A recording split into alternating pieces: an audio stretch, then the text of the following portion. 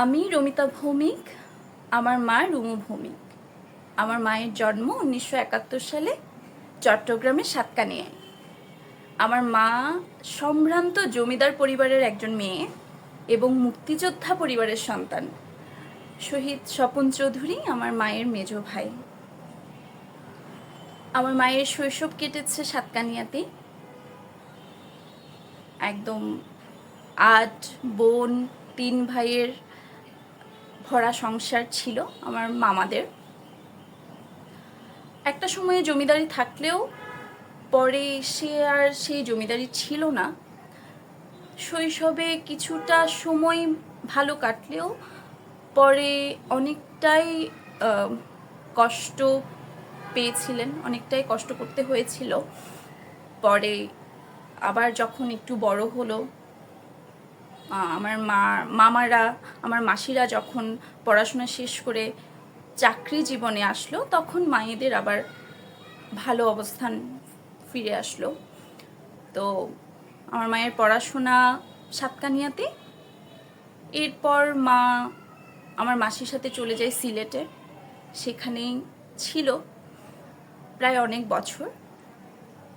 সেখানেই আমার বাপির সাথে মায়ের পরিচয় পারিবারিক সূত্রে বলা যায়। সেখান থেকেই বাপির সাথে প্রেমের সম্পর্ক।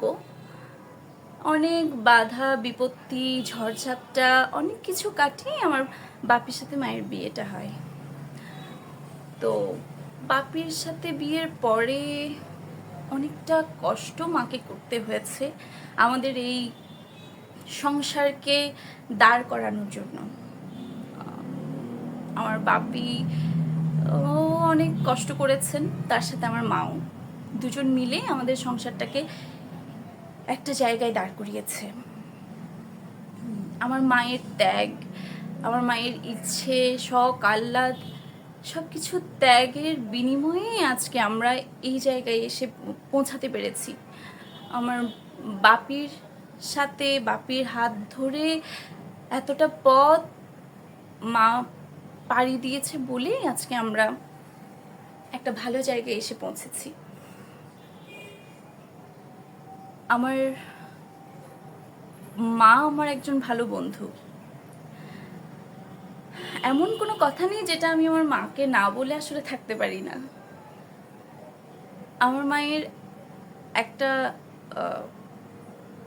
ভীষণ রকমের, খারাপ বলবো না কি বলবো জানি না, আমার মায়ের একটা অভ্যাস, কিছু বুঝতে দেয় না আমাদেরকে, এবং নিজের শখ, আহ্লাদ, ইচ্ছে কোনো কিছুই আমাদেরকে বলে না, বলতে চায় না। আমি তো আসলে বড় মেয়ে, তো চেষ্টা করি কিছুটা যদি আমার মার ইচ্ছে জানতে পারি, কিছুটা যদি আহ্লাদ, শখের কথা জানতে পারি, হয়তো কিছুটা পূরণ করতে পারবো। কিন্তু তারপরেও বলতে চায় না। তো এই আমার পড়াশোনা, আমার থিয়েটার, আমার নাচ, সব কিছুতে আমার মায়ের একটা বিশাল সাপোর্ট। এবং আমার আমার বাপি একজন বিজনেসম্যান। তো আমার বাপির ছোট্ট ছোট্ট এই বিজনেসটাকে অনেকটা এগিয়ে নিয়ে যেতে বা অনেকটা বড় করতে আমার মায়ের একটা বিশাল ত্যাগ এখানে ছিল। তো আমি চেষ্টা করি আসলে আমার মায়ের ইচ্ছে, শখ, আহ্লাদগুলো বোঝার। জানি না আমি কতটুকু বুঝতে পারি, চেষ্টা করি।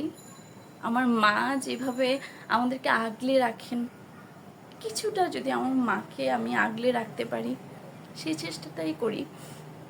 তো সবশেষে আমি এটুকুই বলতে চাই, কখনো আমার মাকে বলা হয় না যে মা আমি তোমাকে অনেক বেশি ভালোবাসি, কখনো বলা হয় না। আমি জানি না আমি কতটুকু পারবো, কতটুকু মাকে ভালো রাখতে পারবো, কতটুকু মার শখ, আহ্লাদ, ইচ্ছেগুলো পূরণ করতে পারবো, আমি জানি না। আমি চেষ্টা করব আমার মাকে ভালো রাখতে। আমার মা যেভাবে আমাদের এই সংসারের জন্য ত্যাগ করেছেন এবং এখনও করছেন, করেই যাচ্ছেন, তো সেটুকু কিছুটা যদি পূরণ করতে পারি, কিছুটা যদি, অনেক বেশি ভালোবাসি মা।